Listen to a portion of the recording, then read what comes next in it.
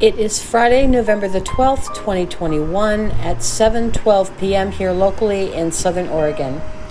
This is the One Harriet Project's DiaryCast number 13, entitled Metaverse. For those who may not know what a metaverse is, I recommend you Google it. Today, we're going to talk about the metaverse, starting with the most important experience of all, connecting with people.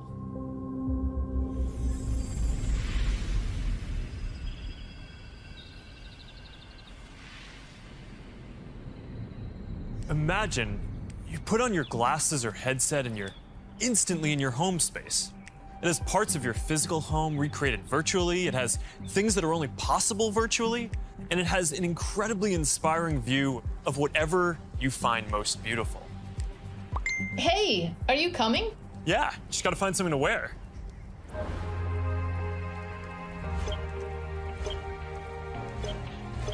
All right, perfect.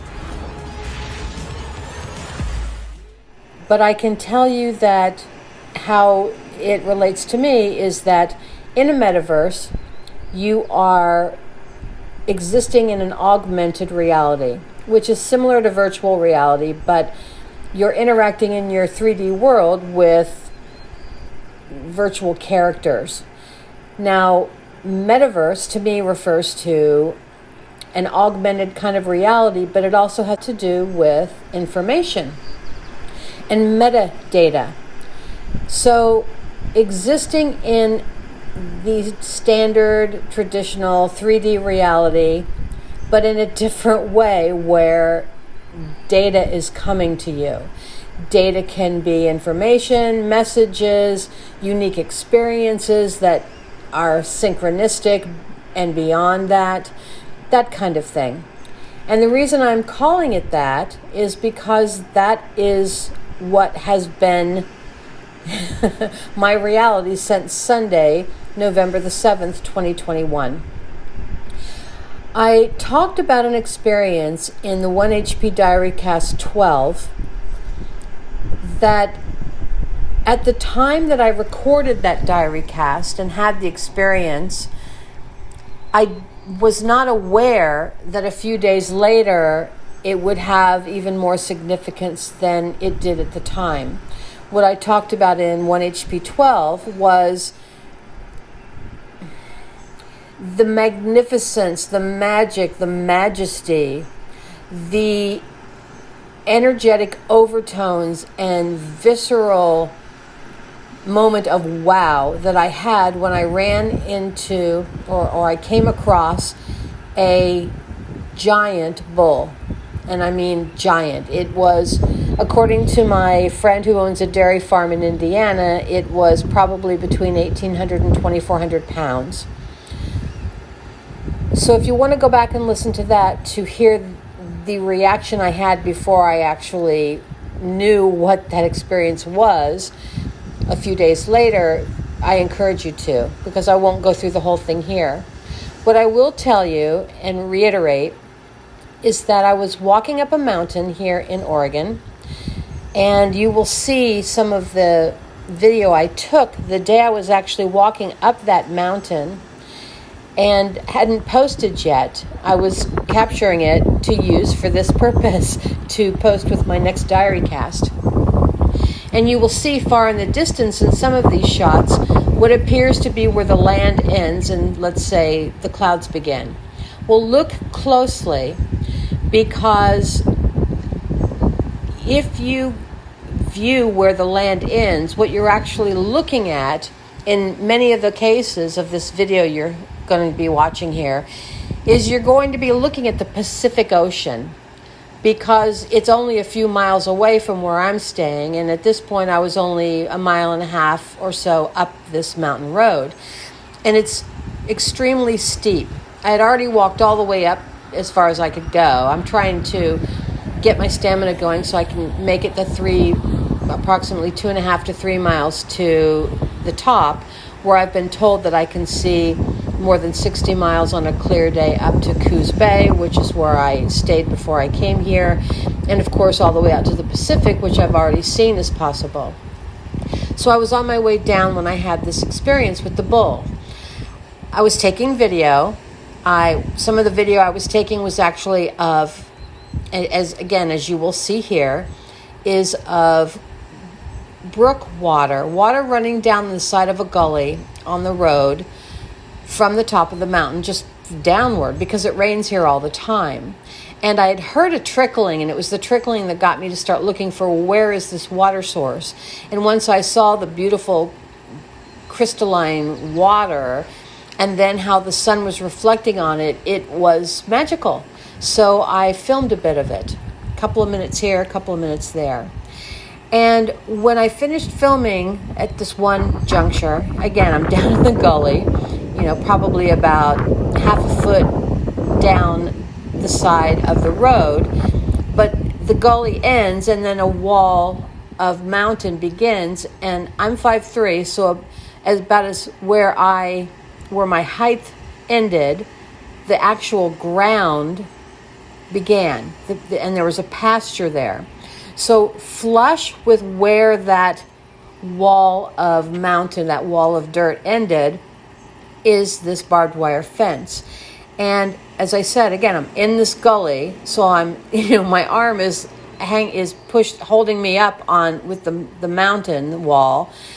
And when I'm done, I look up, and there is this bull whose whole head is as close as it can get without touching the barbed wire fence. And it was startling. I was physically startled, and I even said to the bull, "Oh my God, you surprised me." And then I realized this was something I had never seen before. And I grew up on farms or near farms in Muncie, Indiana, because my parents had purchased a house on one side of Riggin Road. That was the county. If you were on the other side of Riggin Road, you were in the city limits, and it was all still the same suburban neighborhood called Halterman Village at the far end. So because I lived in the county, they bused me to school.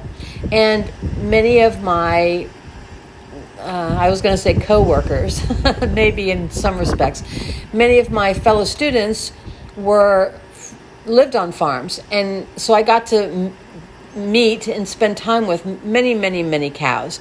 You've got to realize that on farms where there are cows, there's 4-H, and they show their cows, and so they spend a lot of time with these cows. So I wasn't afraid of cows. I actually thought they were sweet, and I knew them to be intelligent and very gentle and sullen. I wasn't afraid of them. Yet, and I'd seen bulls as well, not as much time with bulls, but I had, and I did not recognize this as a bull per se.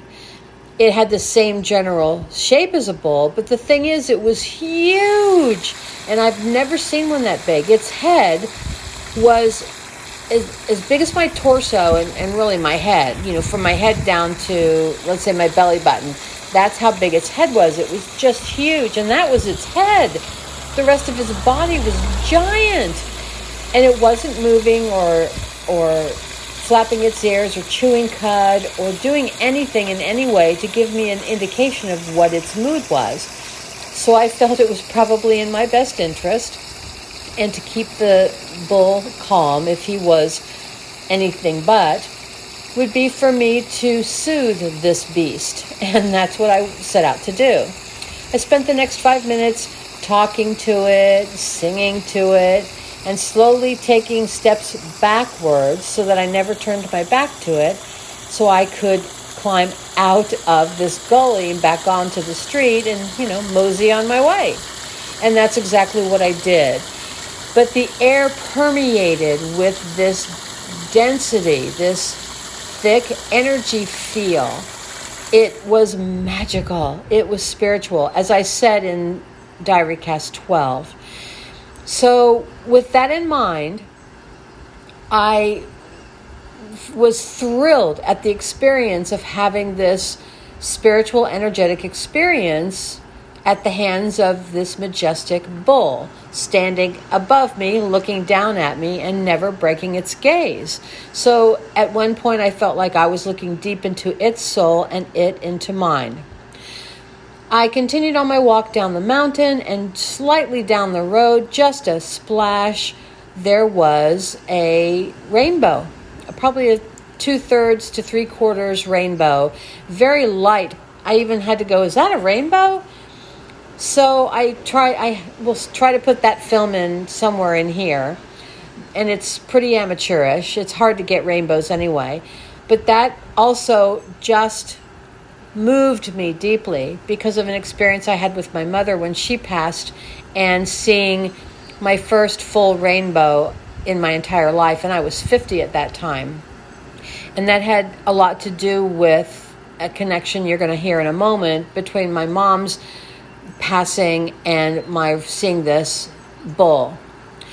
And I went on my way, and I really was grateful for the experience, and it lifted me up, and it kept me high, in mind and in spirit for the rest of the day. And that was Sunday. Now, Tuesday, probably around 11 or 12, I'd have to go back and look at my notes, I decided to do a long meditation. And I decided to do it with the windows open in the back bedroom, laying on this beautiful plush bed that I've got at this place. I figured it would last for an hour or longer. I didn't really care. I had the rest of the day to do whatever I wanted. And so I felt myself, just listening to the sounds of nature out the window, fall into a deep contemplative state where I was not asleep, but I was deeply in meditation. And for reasons I'm not really sure of, I had my phone next to me. Go with me here. I reached over, and I wasn't even fully awake. I was kind of in a half daisy, dreamy, meditative state. I wasn't fully here yet. I wasn't back. But for some reason, I reached over and picked up my phone, and when I pushed the button, Facebook was already open, and I never do that. But Facebook was already open to my, feed, and I remember toggling down, just quickly, and I wasn't registering anything. I was just toggling. I don't even know what I saw. But then I saw this post by someone whose name I didn't recognize, and I couldn't figure out why would that be in my feed. That I remember having that thought, why is that in my feed? It wasn't an advertisement, it wasn't anything sponsored. It was just this post from this individual woman that I didn't know. And I saw a little arrow next to her name pointing to someone I did know, an old college professor of mine who has been my friend for over 40 years. And I thought, I couldn't wrap my head around it because I wasn't fully there. But when I looked at what it said, it didn't really register. So it was at that point that I kind of came out of my meditation, and I got up and I went over to my computer, opened it up, and went to my feed, and this post was not there. And I didn't grab my phone, but, I assumed that it was only on my phone. But because I knew, I'm obviously aware of my professor's name, I went to his Facebook page. And I found this post by this woman, and what it said was that he had passed on Sunday. I didn't make the connection yet because I wasn't fully awake. Maybe now 5/6 awake, more than 3/4, but not fully. I went to the local paper in Muncie, Indiana, and looked up the obits, and sure enough, his was there. Now I'm registering details and information, and it's, I'm awake. I'm back. Then I went to the website for the only mortuary in Muncie, Indiana that I'm aware of, and sure enough, they had his obit there too, and information about viewings, etc. And I had to take a beat because this I didn't take lightly. If you know me, you are aware of the fact that I don't cultivate friendships for long periods of time. It's just never been in my makeup. I've been someone who's moved, from town to town to town in my professional career all of my life. I have always had jobs in my profession that kept me so busy that any free time I had, I always gave to my son. It was the only right thing to, fair thing to do. But this one I did. My friendship with this professor was more than 40 years in the making. And we both really enjoyed each other's company, and we had a lot of things in the way that we saw the world in common. The only difference is that I'm not religious. I would never call myself religious. I respect every religion because I married a Muslim, was brought up Christian, dated a Catholic for 5 or 6 years, and I worked mostly for Jewish lawyers. So I've gotten to know many different religions, and Buddhists as well. I mean, I could run the gamut, but that's not the point. I respect them all, and I think they all are unique versions of a metaphorical tale used to tell a bigger story. Something like that. But he was extremely faithful to his religion, and used to go on a lot of, what are those called, missions to other countries, and he, did a lot of things at his local church. And I respected him for that. So we had this great faith in common. It was just different. And he accepted my differences, and of course I didn't have any problem with his at all. And it made for a great 40-year connection. Here's the thing, though. And when I recognized after, a few minutes after I read the mortuary's obit, I realized, oh my gosh, he died on Sunday in the same time frame that I saw this bull. And I remember that visceral feeling that I had. And again, I encourage you to go back and listen to the 1HP DiaryCast 12 to hear my remarks before I even had this experience on Tuesday.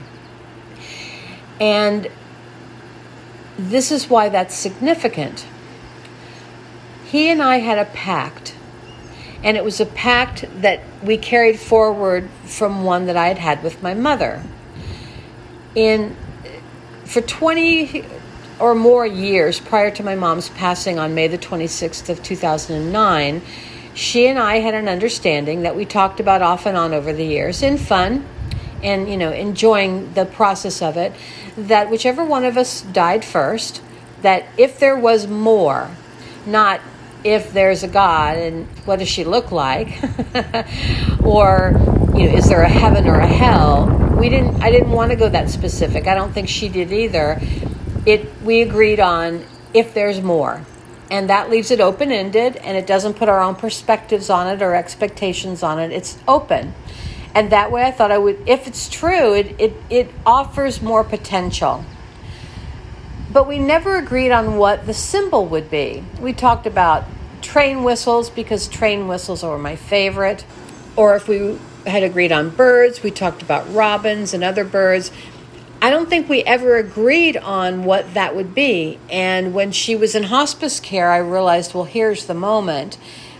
I either take advantage of it and find a respectable, gentle way to bring the subject up, or I don't. And I was not willing to give up that opportunity. So I found the right one, asked Mom about it. She was really in denial. She knew she was dying, but she didn't want to talk about it because that made her think about it, and she didn't want her headspace to go there.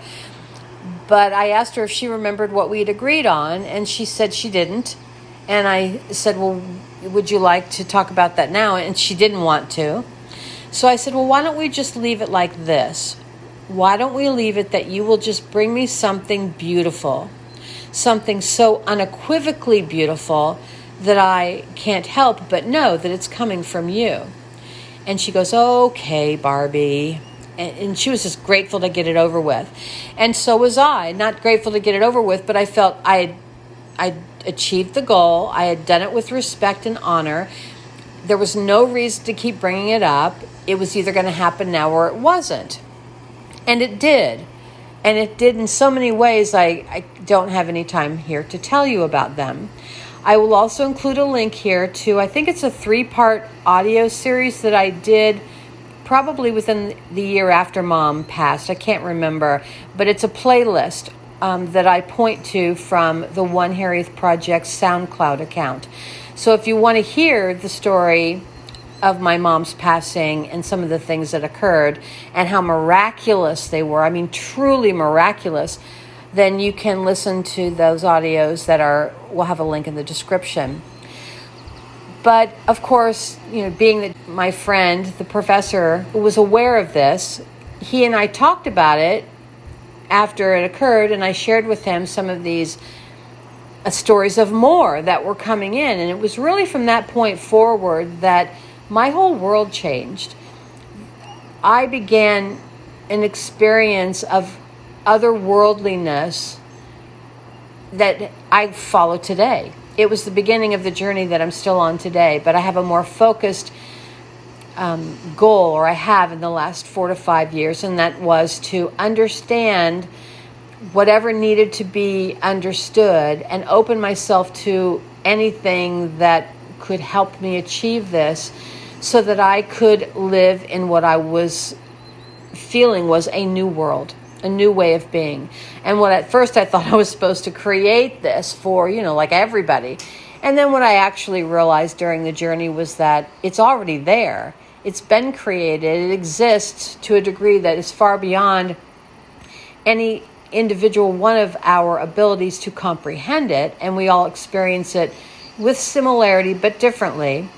That it's here. It's a matter of recognizing it and learning how to connect with certain frequencies and be willing to accept the possibilities of this more, and then the experiences just begin to enter your world.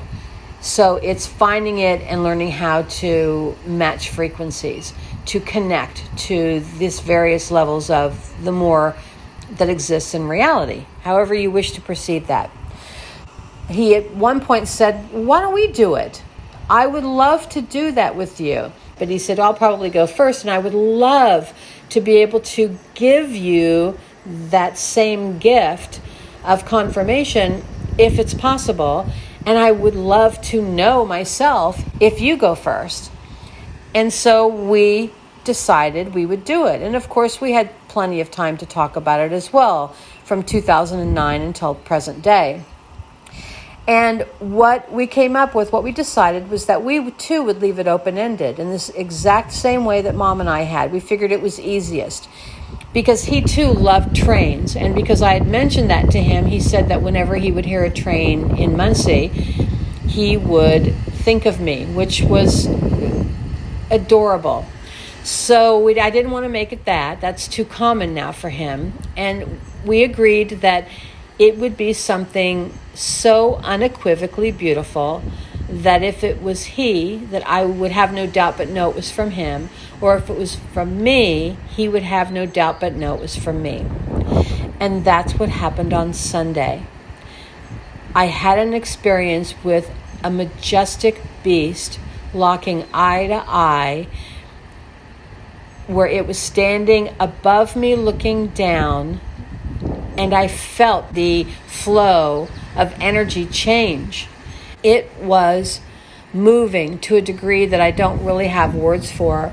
And now being able to relate the two experiences, my learning of his passing on Tuesday with coming to understand that his passing occurred about the same time I was out on that walk, was breathtaking to me. Beautiful. And secondarily, having that rainbow appear when I had had the same experience when Mom passed. The second thing that happened to me was I saw this huge, full rainbow when I had never seen one before. And then there was one other experience that, if you want to learn about it, you can listen to the playlist from SoundCloud. So that has been my week. And to me, that is what I'm referring to when I'm referencing the metaverse. This experience that we call reality is really a mesh of energy, frequency, vibration, data, communication, intelligence, interacting waves and particles and possibilities. And just like if we log in and do a Google search, we get some search results, and that's all data. And within photographs that we take on our cellular devices and post online, they have metadata, in most cases saying when the picture was taken, the date, the time, the location, tons of data, whatever has been allowed and captured. It's attached to that image. You just can't see it, but it's still there. And that's what happened here. All this information came forward that you can't see, but it's still there. And I am extremely grateful to my friend for over 40 years of friendship, but also for the gift of knowing the more that exists in the metaverse. And with that, I will end this DiaryCast.